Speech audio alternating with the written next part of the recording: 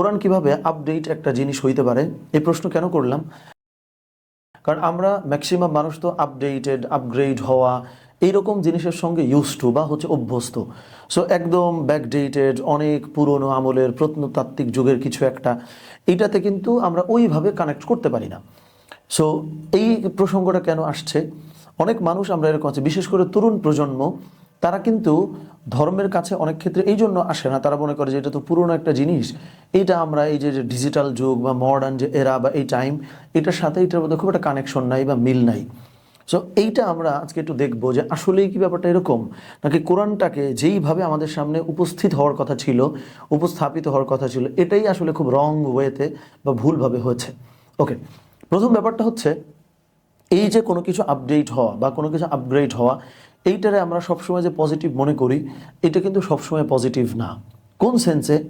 দেখেন, আপনার কাছে কোনো একটা জিনিস যদি থাকে যেটা প্রতিনিয়ত আপডেট করতে হয় না, যার রেলেভেন্স এত বেশি, যেটা কিয়ামত পর্যন্ত রেলেভেন্ট থাকার সক্ষমতা রাখে, তাহলে যার সক্ষমতা এত বেশি, তার কি বছরে বছরে আপডেট হতে পারার কথা? মানে একটা জিনিসের তখনই তো পরিবর্তন ক্রমাগত লাগতে থাকে যখন ওই জিনিসটা এত ভঙ্গুর, যেই জিনিসটা খুব একটা রেলেভেন্ট থাকে না 2-4 বছর পরে, তখনই তো নিউ নিউ জিনিস দিয়ে ওটাকে আপগ্রেড করতে হয়। সো এই প্রসঙ্গটা দিয়ে কেন আরম্ভ করলাম যে আপডেট হওয়া মানেই যে ওইটার একটা গুণ, তা না। আবার আপডেট কোনো একটা জিনিস হয় না তার মানে যে এটা ওটার দোষ, তাও তো না। সো এই বেজ লাইনে বা আমি এটা কনক্লুশনে চলে যাব আমরা, এইটা ফার্স্ট অফ অল করা যাবে না। এটা একটা গেল। 2 নম্বর বিষয়টা হচ্ছে, আল কোরআনে আল্লাহ সুবহানাহু ওয়া তাআলা এমন সমস্ত বিষয়ই আলোচনা করেছেন যেই বিষয়গুলো প্রকৃত অর্থে ইউনিভার্সাল। যেমন আমরা যে পানিটা আসলে কোন কোন সূত্রের ভেতর দিয়ে তৈরি হয়। যেমন আমি যদি একটু ভুলও বলতে পারি, যেহেতু সায়েন্সটা ওই অর্থে আমি বুঝি না, যে H2O বা এরকম একটা ফর্মুলার ভেতর দিয়ে পানি তৈরি হয়। এখন সায়েন্স এইরকম জিনিস নিয়ে কাজ করে যেটা পরিবর্তনশীল। ধরেন এখন কয়েক বছর পরে এই সূত্রটা হয়তো চেঞ্জ হবে, এটার মডিফিকেশন তৈরি হবে, নানাবিধ জিনিস হবে। কিন্তু কোরআন কাজ করে কি নিয়ে? এই যে পানিটা কথার কথা তৈরি হয়েছে, এই পানিটা আপনি ইউজ করবেন ভালো পারপাসে, এই পানিটা আপনি খারাপ পারপাসে ইউজ করতে পারবেন না। মানে এই যে টুল নিয়ে কোরআন খুব কম কথা বলে, কারণ টুল তো পরিবর্তনশীল জিনিস, এটার আপডেট হইতে হয়, পরিবর্তন, এটা নষ্ট হয়, ভাঙে। How to use this tools, এই বিষয়গুলো আপনি কিভাবে ইউজ করবেন, এই ম্যানুয়ালটা নিয়ে কোরআন আলোচনা করে। এখন এই কারণে কোরআনে আপনি যেইভাবে দেখতে চান ওইভাবে আমরা দেখতে পারি না। এবং আরেকটা উদাহরণ আমি দিই, যে তাহলে ভাই কোরআনের মধ্যে তাহলে এআই বা নিউ টেকনোলজি বা এই জিনিসপত্র নাই, তাহলে এটা কেমনে রেলেভেন্ট হয়?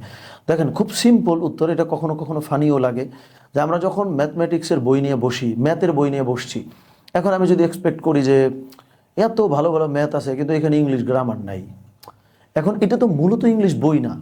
আবার আপনি যখন একটা ইংলিশ বই পড়ছেন, তখন ইমপ্রেসড হওয়ার জন্য ওইখানে তো বাংলা সাহিত্য থাকার দরকার নেই।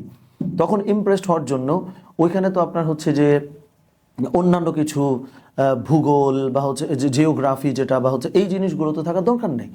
মানে প্রত্যেকটা সাবজেক্টের এক একটা পারপাস থাকে, একটা থিম থাকে, ওইটাতে না আপনি ওইটা খুঁজবেন, ওইটার অন্যটা খুঁজে ওইটারে আপনার একটা দর্শনীয় পর্যায়ে নিয়ে যাওয়া, এটা কিন্তু এক নেগেটিভ অ্যাটিটিউড থেকে আসে। সো আমরা 3টা বিষয় মূলত এখানে প্রেজেন্ট করলাম। সব মিলিয়ে যেটা আমরা বলতে চাই যে কোরআনে আল্লাহ সুবহানাহু ওয়া তাআলা এমন সমস্ত বিষয় নিয়ে কথা বলেছেন যেটার পরিবর্তন দরকার নাই।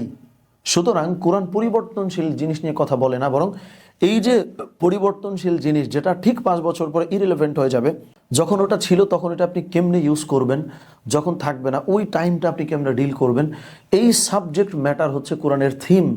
এখানে আপনি অন্য টপিক খুঁজতে যাওয়াটাও অনেক ক্ষেত্রে অপ্রয়োজনীয় বা অনেক ক্ষেত্রে ইন্টেনশনালি আমরা ভুল কাজ করতে থাকি। সো আল্লাহ সুবহানাহু ওয়া তাআলা আমাদেরকে সত্যিকার অর্থে কোরআনকে যেইভাবে দেখা দরকার ওইভাবে দেখার এবং বোঝার তৌফিক দান করেন। আমিন। আসসালামু আলাইকুম ওয়া রাহমাতুল্লাহি ওয়া বারাকাতুহু।